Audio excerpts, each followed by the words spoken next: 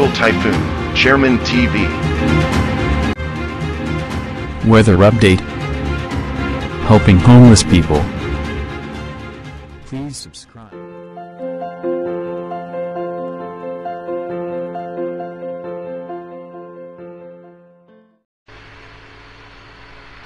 Magandang umaga po. Ito po ang latest update natin ngayong araw, June 4, 2024. Yung frontal system nga, nakaka-apekto nga po yan sa ating bansa. Dito nga po yan sa eastern section ng Luzon.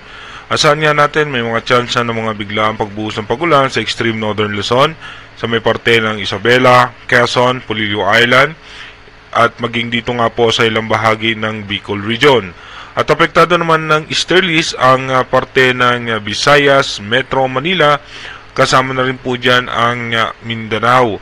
Asahan nga po natin yung localized thunderstorm sa parte ng northern portion ng Palawan at maging dito nga po sa may parte ng Bohol.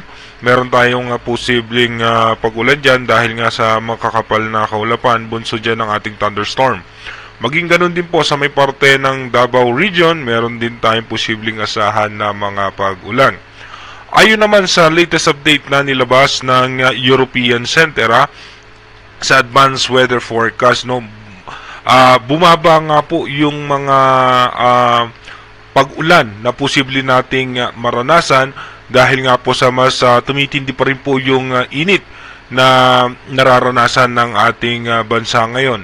Kaya iba yung pag-iingat pa rin po sa ating mga kababayan bukod nga po sa mga pag-ulan na katamtaman ng mga pag-ulan at panandalian ay mararanasan nga po natin yung maalinsangang panahon. Dito nga naman po sa rain map animation, ito nga pong frontal system ay magpapaulan po yan sa eastern section ng Luzon hanggang sa parte nga po ng Bicol Region. Asahan natin may mga mahina at katamtamang pag-ulan lalo po pagdating ng alas 8 ng umaga. Pagdating naman po ng alas 12 ng tanghali, asahan po natin magiging makulimlim ang kaulapan ng halos buong Luzon at may chance pa rin ng mahina at katamtamang pag-ulan ang eastern section ng Luzon, Bicol Region, Mindoro Provinces, northern portion ng Palawan at dito nga po sa may parte ng Marinduque, Romblon. Meron din po tayo mga chance na mahina at katamtamang pag-ulan pagdating ng alas 12 ng tanghali. Pagdating naman po ng alas 3 ng hapon, may chance nga po ng mga pagulan ng halos buong Luzon. May hina at katamtamang pagulan. Dito naman po sa may parte ng Baguio, meron tayong posibleng moderate rain. May mga scattered rain shower naman tayong asahan at localized thunderstorm sa Metro Manila. Dito naman po sa may parte ng Bulacan, Batangas, Quezon, maging dito po sa Bicol Region, Mindoro Provinces at maging dito nga po sa Davao Region at western section ng Visayas maging sa parte ng Palawan. Pagdating naman po ng alas 7 ng gabi, asahan pa rin natin may mga chance ng mga scattered rain shower at yung ating thunderstorm. At yung bitbit nga po nito, yung daladala ng frontal system ay posibleng magdala po yan ng mahina at katamtamang pag-ulan lamang.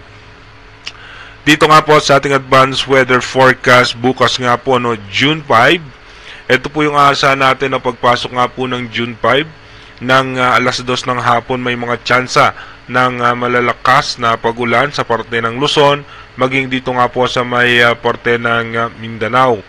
Pagpasok naman po ng June 6, alas 2 po ulit ng hapon, may mga tsansa pa rin po tayo ng mga pagulan. At pagdating naman po ng June 7, dito nga po mapapansin natin kung kahapon nga doon sa advanced prediction mas malalakas na pagulan na posible natin maranasan. Ngayon nga po ay nabawasan yung mga posibilidad na pagulan pagpasok nga po ng June 7.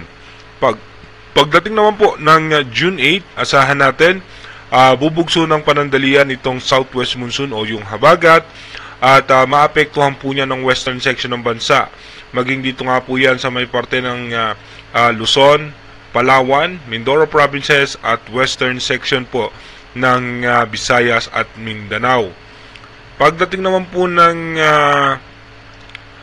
June 9, dito nga po mapapansin din natin pagdating po ng June 9, nababawasan pa rin po yung mga pag-ulan. Posible po makaranas na mahina at katamtamang pag-ulan lamang ang parte ng Luzon, Kadalasan nga po, no, yung mga pag-ulan na ating mararanasan, mag-uumpisa nga po yan ng hapon. Meron din po tayo sa gabi at meron din po tayo mga scattered rain shower sa madaling araw. Pagdating naman po ng June 10, dito bagamat lumalakas yung pagbugso ng southwest monsoon pero hindi po siya direktang nakakaapekto sa ating bansa dahil nga may sama ng panahon sa parte ng China na mas humihigop nga, no, dito sa may southwest monsoon at patuloy nga pong lumalakas yung pagbugso ng easterlies. Pagdating naman po ng June 11, dito mapapansin natin, no, nabawasan din po, no, malaki po yung nabawas sa mga posibilidad na pag-ulan. Asahan natin sa may western section ng ating bansa sa may Luzon, may tsansa ng mga mahina at katamtamang pag-ulan lamang. Pagpasok naman po ng June 12, Luzon nga po ang makakaranas ng mga posibilidad na pag-ulan. Yung pinakamalakas nga po ng pag-ulan ay posible lamang umabot ng hanggang 16.9 mm po yan. Kasabay po niyan yung thunderstorm. Pagdating naman po ng June 13, asahan nga po natin western section ulit ng Luzon ay maapektuhan ng pag-ulan dahil nga po sa habagat o yung southwest monsoon. Pero yung malaking bahagi ng ating bansa ay mahihina at katamtaman lamang o yung mga isolated rain shower lang ang ating mararanasan. Makakaranas pa rin po tayo ng malinsangang panahon dahil nga po sa easterlies. Pero sa ngayon nga po, wala naman tayo nakikitang anumang posibleng bagyo o sama ng panahon na makakapekto direkta sa ating bansa. Pero again, inuulit natin yung ating advanced weather forecast is possible scenario pa lamang po yan. Malaki pa rin po ang tsansa na magbago yan. Kaya manatili tayong tumutok sa ating advanced weather forecast para malaman natin yung mga posibleng sama ng panahon na makakapekto sa ating bansa. Mag-iingat po tayo palagi. God bless po sa ating lahat.